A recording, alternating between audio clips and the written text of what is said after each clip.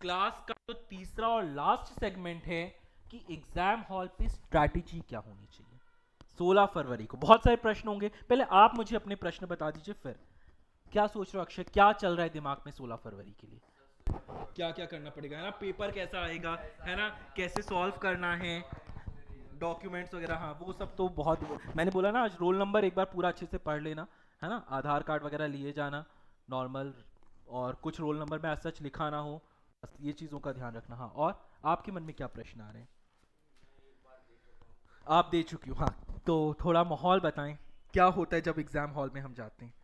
11 बजे के बाद, 11:15 के बाद दिमाग चलना बंद हो जाता है, ब्लैंक हो जाते हैं। 10 बजे से 10:30 एकदम स्पीड में चलता है, और लास्ट में 11:30 होते होते तो बस अब 12 बजे, कब हम बाहर जाएं, थोड़ा सा कुछ खाएं पिए, है ना, माइंड फ्रेश करें, अब निकले निकले ना निकले ना निकले, अब बस ओएमआर सबमिट करके बाहर निकलना है। 11:30 बजे के बाद यही हाल होता है ना।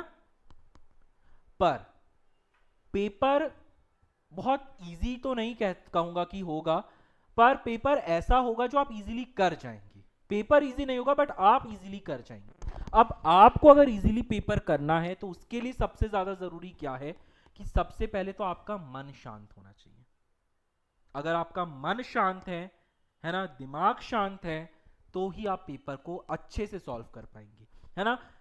कई बार क्या होता है, हम पेपर के आते आते, हम शुरू में तो बहुत मेहनत करते हैं, 12-12 13-13 घंटे पढ़ते हैं, पर जैसे जैसे पेपर नजदीक आता है हमारा स्टडी आवर हो जाता है कम, और हमारा दिमाग किस में चला जाता है, पेपर कैसे आएगा, मुझसे ये वाला टॉपिक पे प्रश्न बनेगा कि नहीं बनेगा, मेरा इस बार प्री निकलेगा कि नहीं निकलेगा। और बस जब हमने अपना ध्यान अपनी स्टडी को छोड़कर इन भविष्य की अनिश्चितताओं में लगा दिया, तो बस तभी से हम पेपर से धीरे धीरे दूर होते चले जाते हैं।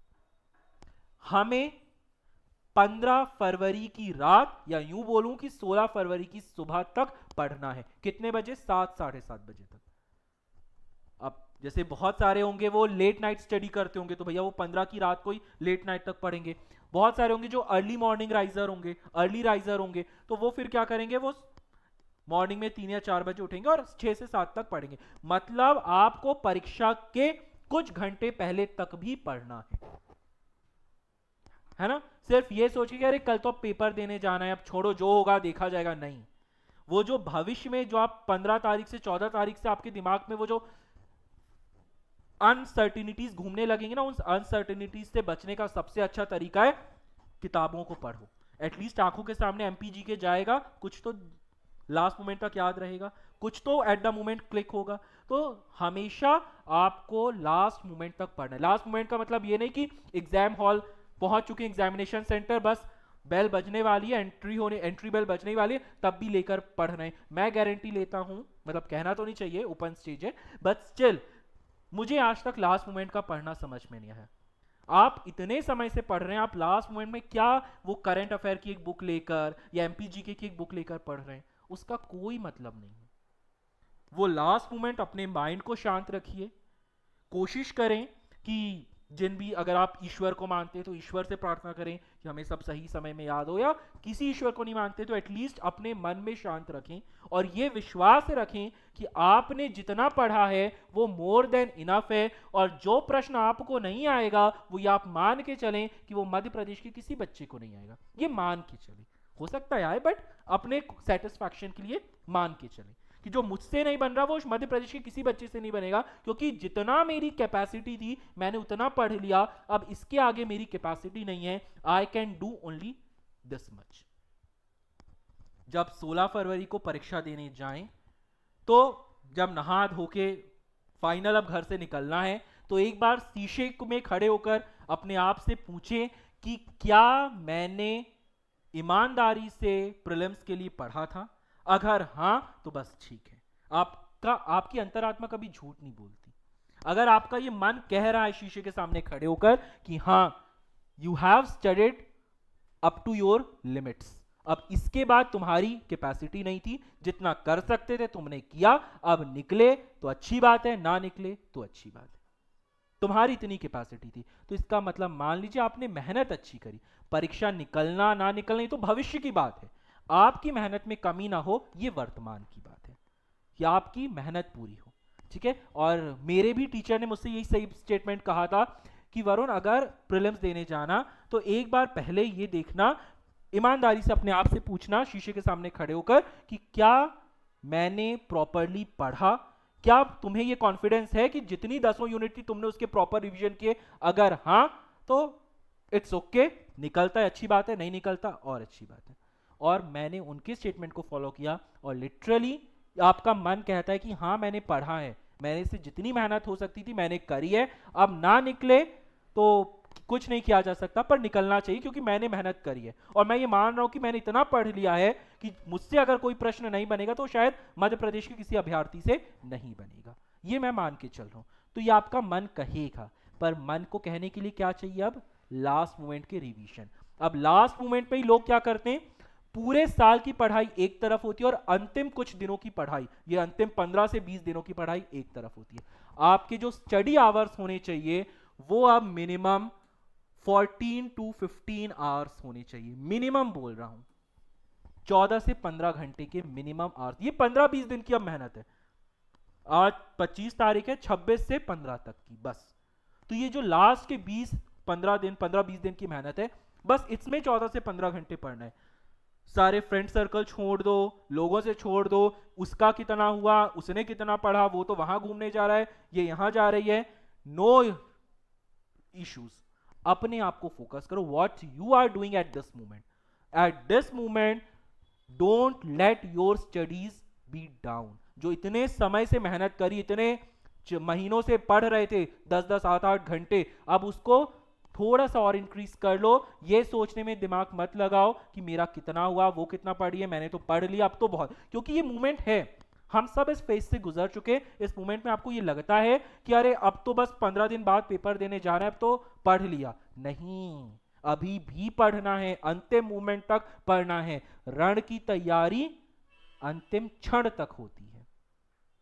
तो ये भी एक रण है जिसमें आपको अपने आप को प्रूफ करना है, और ये मान के चलिए प्रीलिम्स एक मौका होता है अपने आप को प्रूफ करने का, अपनी फैमिली के लिए, अपने स्पेसिफिकली पेरेंट्स के लिए, फैमिली के लिए, फिर फ्रेंड्स के लिए, फिर रिलेटिव्स के लिए, सबसे पहले तो अपने आप को प्रूफ करना है अपने पेरेंट्स के लिए। तो ये प्रीलिम्स एक बहुत बड़ा मौका होता है, एक बहुत बड़ा रण है जिसमें आपका हर क्षण बहुत इंपॉर्टेंट रखा होता है, and you have to focus on your each and every activity of these last 15 and 20 days। ठीक, तो अब प्रश्न, ये तो हो गया बेसिक। अब प्रश्न पत्र, जब एग्जाम हॉल में बैठे हैं, पेपर आया, तो पेपर सॉल्व कैसे करना है, ऑप्शंस को छुपाकर। क्वेश्चन आया, रीड किए, ऑप्शंस को हाइड करके। ठीक है, जैसे मान लीजिए पहला प्रश्न आता है आपका, ट्राइब्स का ही कोई प्रश्न है ना, कि साथीदार अभियान किस प्रथा के लिए था। ठीक, साथीदार, प्रश्न रीड किया, साथीदार अभियान किस प्रथा के लिए, ऑप्शन साइड कर लिए। आपको याद है साथीदार अभियान दापा प्रथा से संबंधित है। ठीक, देखा दापा प्रथा है, हाँ, ऑप्शन सी में दापा प्रथा दिया, ठीक है। तुरंत ओएमआर पे मार्क नहीं करना, हड़बड़ी पे, ऑप्शन सी सही है, ठीक है। हल्का सा एक बहुत माइन्यूट अपने पेपर के नीचे मार्क लगा लिया, बहुत माइन्यूट, जो सिर्फ आपको दिखे और किसी को नहीं। ठीक, वो मार्क लगा लिया।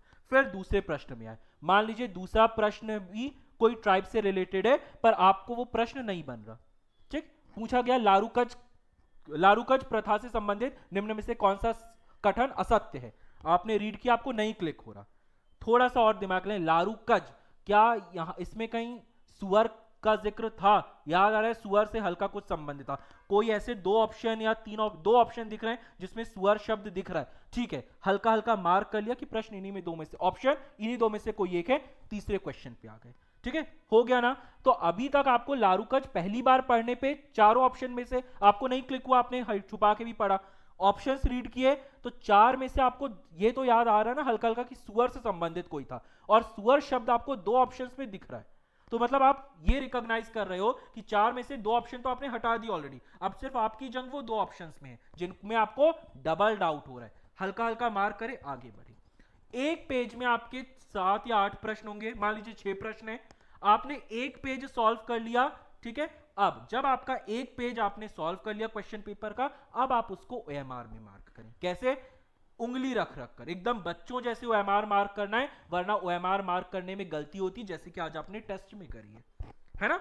तो अच्छा, फर्स्ट क्वेश्चन का ऑप्शन एक्यूरेसी वाले प्रश्न, डबल डाउट वाले अभी नहीं मार्क करने, जिनमें आप एकदम श्योर हैं, जैसे कि साथीदार अभियान आया, दापा प्रथा पक्का था, दापा प्रथा है, आपने ऑप्शन चेक किया, ऑप्शन सी दापा प्रथा है, तो 1 का आंसर सी है। तो ओएमआर पे हाथ रखेंगे, क्वेश्चन नंबर 1 सी ऑप्शन पे गए, सी को अच्छे से इंसर्कल करेंगे। क्वेश्चन नंबर 2 ऑप्शन बी सही है, आपने एक्यूरेसी से देख लिया, बी मार्क करेंगे। क्वेश्चन 3 में आपको डबल डाउट हो रहा था ऑप्शन ए और सी में, क्वेश्चन 3 को अभी के लिए छोड़ देंगे। ठीक, तो एक पेज के प्रश्न हो गए, 6 क्वेश्चन आपने सॉल्व कर लिए, आपने उसको ओएमआर पे मार्क कर लिया। बहुत से लोग क्या गलती करते हैं, एकदम लास्ट में ओएमआर मार्क करते हैं, नहीं, कई बार जल्दी जल्दी में, क्योंकि पेपर सॉल्व करने में टाइम लग गया, अब जल्दी जल्दी में क्या होता है, ओएमआर गलत मार्क हो जाती है। कई लोग क्या करते हैं, क्वेश्चन सही, आंसर सही आया, तुरंत ओएमआर में मार्क करना, नहीं, पहले पेपर में 5-6 क्वेश्चंस मार्क कर लो, फिर एक एक को उंगली रख रख कर प्रॉपर ओएमआर में मार्क करना है। ठीक, अब इस तरीके से आप करते करते करते पूरे 100 प्रश्नों में चले गए। अब 100 प्रश्न में मान लीजिए आपने 55 क्वेश्चन एक्यूरेसी से मार्क कर लिए हैं, मतलब जिनका आंसर आपको श्योर है। मध्य प्रदेश के प्रथम गवर्नर श्योर है, पी पटावी सीतारमैया, ठीक है, पता है ऑप्शन सही है, एक्यूरेट, इन्हें बोलते हैं एक्यूरेट क्वेश्चन के आंसर। एक्यूरेसी से आपने 55-60 क्वेश्चन सही कर लिए। अब वापस शुरू से प्रश्न पत्र में आइए, उन ऑप्शंस पे जाइए जिन पे आपको डबल या ट्रिपल डाउट था। डबल डाउट था तो सिर्फ आप 2 ऑप्शंस में जंग है, ट्रिपल डाउट है तो 3 ऑप्शंस में जंग है। ठीक, अब लॉजिकल खेलिए, डबल डाउट में लॉजिकल खेलिए, लिंक करने की कोशिश करिए, क्योंकि अभी आपको 4 ऑप्शंस में थोड़ी जंग करनी है, सिर्फ अपने दिमाग की जंग 2 ऑप्शन में करनी है। खेलिए, अभी मार्क मत करो, खेल लिया, समझ में आ गया कि अच्छा ए और सी में डबल डाउट हो रहा था, सी बहुत नियर अबाउट लग रहा है, ठीक, उसको मार्क करें। ऐसे ऐसे करके आप लॉजिकली मार्क करते चलिए। अब लॉजिकल मार्क हो गया ओएमआर, मतलब पेपर पे, अब उसको ओएमआर पे शिफ्ट करिए। एक और चीज, जब आप पेपर पढ़ेंगे, मैंने बोला है पेपर कैसे पढ़ना है, ऑप्शंस को छुपा कर पढ़ना है, ठीक है। पेपर पढ़ने पर कई बार आपका जो दिमाग है वो सही आंसर पहली बार में ही बोलता है, पर फिर भी आप डबल डाउट में चले जाते हो, होता है ना। आप ये मान के चलिए आपका दिमाग बहुत इंटेलिजेंट है, जो ऑप्शन या जो वर्ड या जो भी लिंक आपके दिमाग में सबसे पहले आ रहा है क्वेश्चन पढ़कर, आंसर वही है, only that is the answer, किसी और ऑप्शन में भटकने की जरूरत नहीं है। मेरे प्रीलिम्स, जो कुछ विगत प्रीलिम्स रुके स्टार्टिंग के, उनका मेन रीजन यही था, अपने आप पे कॉन्फिडेंस ना होना। मैंने क्या बोला, जितना आपने पढ़ा है वो सफिशिएंट है, अब जो आपसे नहीं बनता वो मध्य प्रदेश में किसी से नहीं बनता। तो अगर आपने कोई प्रश्न पढ़ा, उसमें आपको जो भी पहला लिंक क्लिक हो रहा है, अगर वो ऑप्शन मिल रहा है या उससे रिलेटेड कुछ भी ऑप्शन में, तो आप मान के चलिए वही आपका आंसर है, ठीक है। तो अपने ऊपर कॉन्फिडेंस रखना है, अपने लिंक को फ्रेश रखना है, ठीक, ये सबसे बड़ी चीज। दूसरी चीज, आपने जो यूनिट जिस लैंग्वेज में पढ़ी है, आप उस यूनिट के प्रश्न उसी लैंग्वेज में सॉल्व करें। जैसे कि अगर मैं पेपर सॉल्व करने बैठूं तो मैं सारी यूनिट्स को हिंदी में सॉल्व कर लूंगा, पर अगर मुझे साइंस का कोई प्रश्न मिल रहा है या मुझे एनवायरनमेंट का कोई प्रश्न मिल रहा है, तो मैं उसको इंग्लिश वाले सेक्शन में जाके सॉल्व करूंगा। क्यों? क्योंकि यूनिट 7 और यूनिट 9 मैंने इंग्लिश में पढ़ी है। तो जो यूनिट आपने जिस लैंग्वेज में पढ़ी है, उस यूनिट के प्रश्न को आप उसी लैंग्वेज में सॉल्व करें। क्यों? क्योंकि आपका माइंड तुरंत उसको क्लिक करवा दीजिएगा। मान लीजिए आपसे पूछा गया इकोनॉमिक्स में कोई प्रश्न, यूनिट 6 का, यूनिट 6 में आपसे मान लीजिए पूछा गया कि सबसे ज्यादा, यूनिट 6 मान लीजिए आपसे पूछा गया कि मालनपुर औद्योगिक क्षेत्र किस जिले में स्थित है, ठीक। मालनपुर, अब मैंने यूनिट 6 पढ़ा हिंदी में, ठीक, मुझे नहीं याद है, मैंने प्रश्न उंगली, मैं ऑलरेडी ऑप्शन हाइड करके पढ़ा, मालनपुर औद्योगिक क्षेत्र, मालनपुर औद्योगिक क्षेत्र, मेरा माइंड क्लिक कर देगा भिंड में है, ऑप्शन है, हाँ। अब यही सेम चीज अगर मैं यूनिट 9 में जाऊं, यूनिट 9 में मान लीजिए पूछा गया कि Turing test is an ally of dash, ठीक है। तो ट्यूरिंग टेस्ट अगर मैं हिंदी में रीड करूंगा तो शायद मेरा दिमाग ना क्लिक कर पाए कि ट्यूरिंग टेस्ट किसका अलाय है, पर इंग्लिश में मैंने रीड किया Turing test is an ally of, अच्छा, आर्टिफिशियल इंटेलिजेंस, तुरंत मिल जाएगा। क्यों? क्योंकि जब आप अभी ये फाइनल रिवीजन करोगे ना, तो आप ऐसे आराम आराम से थोड़ी पढ़ोगे Turing test is an ally of नहीं, Turing test is an ally of artificial intelligence, ठीक। तो जब आप प्रश्न पढ़ोगे ना एग्जाम हॉल में, तो भी आप इसी फ्लो में पढ़ोगे, तो आपका दिमाग क्लिक करवा देगा आंसर। तो जिस यूनिट को आपने जिस लैंग्वेज में पढ़ा है, इंग्लिश में पढ़ा है तो इंग्लिश में, हिंदी में पढ़ा है तो हिंदी में, जिस यूनिट को आपने जिस लैंग्वेज में पढ़ा है उस यूनिट का प्रश्न आप उसी लैंग्वेज में सॉल्व करें। आपके उत्तरों की सही होने के चांसेस 99% रहेंगे। क्यों? क्योंकि आप बहुत सारे प्रश्नों को क्विक जब रीड करोगे तो आपका माइंड उसी मोमेंट में आंसर भी देता चला जाएगा, क्योंकि आपका माइंड बहुत इंटेलिजेंट है और आपने बहुत पढ़ा हुआ है, सब कुछ इसके अंदर स्टोर है, ठीक है। तो जो यूनिट का आपने जिस लैंग्वेज में पढ़ा है उस यूनिट का आप उस लैंग्वेज से पेपर सॉल्व करिए। बहुत सारे इंग्लिश मीडियम वाले क्या गलती करते हैं कि हिंदी मीडियम से, क्योंकि एमपीजी के तो मोस्टली हिंदी में ही अच्छा मिलता है, तो पढ़ेंगे हिंदी मीडियम से, पेपर सॉल्व करने इंग्लिश मीडियम से जाएंगे, इंग्लिश मीडियम से पेपर पढ़ेंगे, तो वो गलत होता है। पेपर तो बाइलिंगुअल मिलता है, एक तरफ हिंदी में प्रश्न रहते हैं, एक तरफ इंग्लिश में प्रश्न रहते हैं, स्विच कर जाओ, सॉल्व कर रहे हो हिंदी में, अच्छा मिला साइंस का कोई प्रश्न है, देखो इंग्लिश में रीड करो, साइंस का सेक्शन 8-10 प्रश्न होंगे, खत्म हुआ, वापस चलो, अच्छा कंप्यूटर का सेक्शन आया, यूनिट 9 के प्रश्न है, हिंदी में चले जाओ। तो ये शिफ्ट आपको करना है। तो जो यूनिट आपने जिस लैंग्वेज में पढ़ी है, हिंदी मीडियम वालों का तो इशू नहीं होता, पर इंग्लिश मीडियम वाले अक्सर ये गलती करते हैं कि पढ़ते एमपीजीके वगैरह हिंदी में है और पेपर उसको इंग्लिश में सॉल्व करते हैं, तो वहां पे फिर प्रश्न कई बार गलत मार्क हो जाते हैं। एमपीजी के हिंदी में पढ़ा है तो हिंदी में ही उसका आंसर सॉल्व करने चाहिए, ठीक है। और जिन लोगों ने एमपीजी के हिंदी से नहीं देखा है, इंग्लिश में देखा है, आई विश कि आपको समझ आया हो, पर मैं ये मानता हूं, खुद का मेरा पर्सनल एक्सपीरियंस है कि एमपीजी के जो कुछ टॉपिक्स हैं वो इंग्लिश में कभी समझ में नहीं आते। जो फैक्ट्स हैं वो हिंदी में ही, ट्राइब्स हिंदी में जिसने पढ़ी होगी बहुत अच्छे से उसकी कवर हुई होगी। इंग्लिश में बहुत सारी चीजें जो होती हैं, हमें सपना किस में आता है, हिंदी में कि इंग्लिश में? हिंदी में ना, तो मतलब हिंदी तो हमें अच्छे से समझ में आती है। हिंदी में दिक्कत कहां जाती है? सिर्फ साइंस और कंप्यूटर वाले सेक्शन में। बाकी हिस्ट्री आपको हिंदी में लर्न करना इजी है, एमपीजी के तो आपका पूरा हिंदी में लर्न करना इजी है।